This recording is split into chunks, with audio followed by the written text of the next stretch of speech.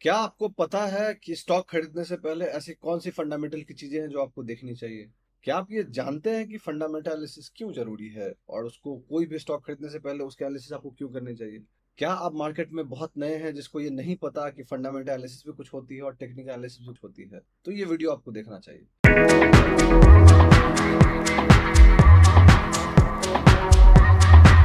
कैसे हैं आप लोग? मेरा नाम ब्रजभूषण हुआ और मैं आप लोग का स्वागत करता हूं आप लोग के अपने चैनल पे जिसका नाम है भूषण।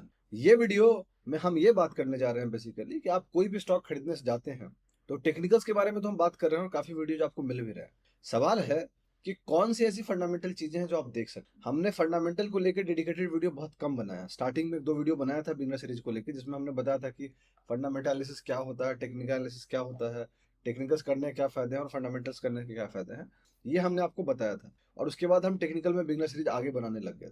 ये जो वीडियो है बेसिकली बहुत लोग सवाल पूछते हैं कि भाई अगर हमें कोई स्टॉक खरीदना है, अगर हम स्टॉक खरीदने जा रहे हैं तो उससे पहले कौन से ऐसे फंडामेंटल चीजें हैं जो हम आपको देखें। देखिए, फंडामेंटल एनालिसिस अगर आप डीप में जाइएगा तो बहुत कुछ है करने को, इतना कि दिन ही खत्म नहीं होगा करते करते, बहुत ज्यादा कुछ है करने को। इतना ज्यादा मतलब जो लोग प्रॉपर फंडामेंटल एनालिस्ट हैं वो एक सेक्टर को एनालिसिस करने में अपनी पूरी जिंदगी गुजार देते हैं। ऐसे भी बंदे हैं जो पूरे जिंदगी में कुछ ही लिमिटेड स्टॉक के फंडामेंटल एनालिसिस करते हैं और उसी को होल्ड करके रखते हैं। तो फंडामेंटल एनालिसिस पे कन्विक्शन बनाना, पूरे डिटेल में पता करना, कंपनीज के बारे में जानना, कौन कॉल पढ़ना और ये सब कुछ करना बहुत आसान नहीं है। टाइम टेकिंग जॉब है, बहुत टाइम लगता है। तो सवाल तो ये है कि आप तो इतना टाइम दे नहीं पाइएगा। तो अगर आप टाइम नहीं दे पाइएगा तो फिर आप कौन सी ऐसी चीजें हैं जिसको देख के आप कन्विक्शन बना सकते हैं? वही चीज मैं इस वीडियो में आपको बताने जा रहा हूँ। देखिए, कहने को तो मैं एक टेक्नो फंडा ट्रेडर हूँ जो कि टेक्निकल प्लस फंडामेंटल्स देखता है। फंडामेंटल्स में बहुत ज्यादा कुछ देखता हूँ और भी चीजें देखता हूँ, काफी जो भी इंपॉर्टेंट चीजें होती हैं देखता हूँ। बट यहाँ पे बेसिकली मैं आपको 3 मेजर चीजें बताऊंगा जो आप एक स्टॉक खरीदने से पहले उस चीजों को देख सकते हैं। अगर ये 3 चीज अच्छा है तो हो सकता है कि उसके चांसेस थोड़े अच्छे बढ़ जाएंगे आगे जाने की। मतलब वो कंपनी फिर भी एक ठीक ठाक कंपनी होगी, कंपनी बहुत बुरी कंपनी नहीं होगी। तीन, साथ में एक और बोनस दे दूंगा आपको ताकि वो आपको और मदद कर देगा। तो सवाल है कि वो 3 सा कौन सा पॉइंट है और वो 3 क्यों काम करना चाहिए। तो देखिए, जो सबसे पहला पॉइंट है, आप कोई भी स्टॉक खरीदने से पहले आप जब स्टॉक का टेक्निकल्स देख लेते हैं, आपको टेक्निकल्स अच्छा दिख रहा है, आपको लग रहा है कि आप उसमें एंट्री ले सकते हैं, तो फिर आपको जो सबसे पहली चीज जाके देखनी है वो है ईपीएस, जिसको हम बोलते हैं अर्निंग्स पर शेयर।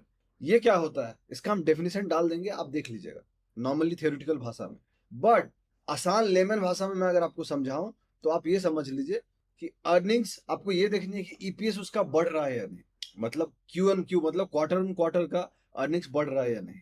अगर आप जब भी खरीद रहे हैं आप देखिए कि पिछले क्वार्टर का अर्निंग्स कैसा था, उससे पहले क्वार्टर का अर्निंग्स कैसा था। अगर उसमें इंप्रूवमेंट हुई है, चांसेस आर हाई, थोड़ा सा चांसेस बढ़ जाता है कि स्टॉक कुछ अच्छा कर रहा हो। पहला। दूसरा, आपको ये देखना है कि जो कंपनी की रिजल्ट्स रही है वो कैसी रही है, उनके सेल्स ग्रो किए हैं कि नहीं। राइट।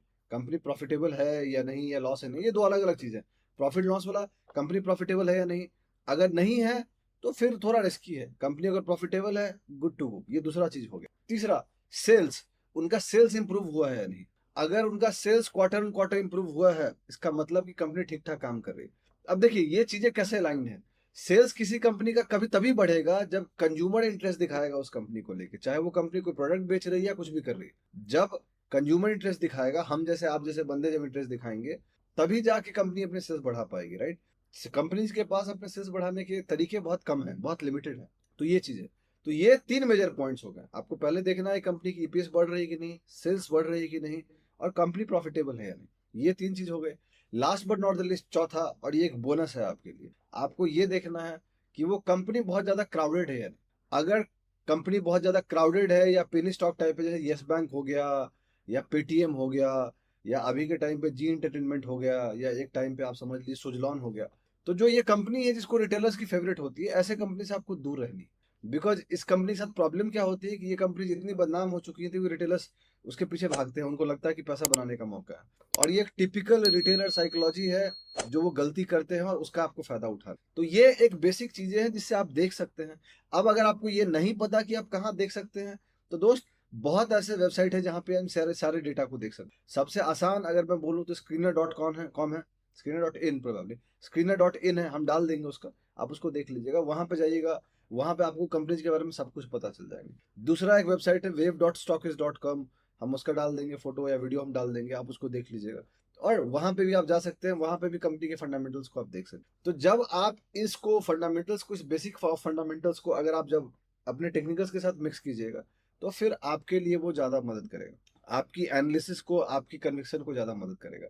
अगर आप हमारा chart of the week follow करते हैं, तो उसमें हम टेक्निकल्स के बाद बेसिक फंडामेंटल्स भी देखने जाते हैं कि कंपनी क्या करती है, कंपनी कौन से मार्केट कैप की है, उसकी सेक्टर कौन सी है, उसका आउट परफॉर्मेंस कैसा रहा है, और प्लस कंपनी ठीक ठाक है या नहीं। बहुत सारे एनालिसिस मैं सामने नहीं ला सकता, बिकॉज अगर वो सामने लाऊंगा तो बहुत लंबा वीडियो होगा। इसीलिए मैं मेक श्योर करता हूँ कि मैं बस उतनी चीजें बात कर रहा हूँ जो चीज आपको समझने में आ जाए, राइट। तो ये एक बात है। तो ये एक बेसिक चीजें हैं जो आपको देखने की जरूरत है। अगर ये बेसिक चीज आप देख लेते हैं और साथ में आपका टेक्निकल्स अगर इंटैक्ट है, तो आपके पैसे बनाने के चांसेस थोड़े ठीक ठाक रहेंगे।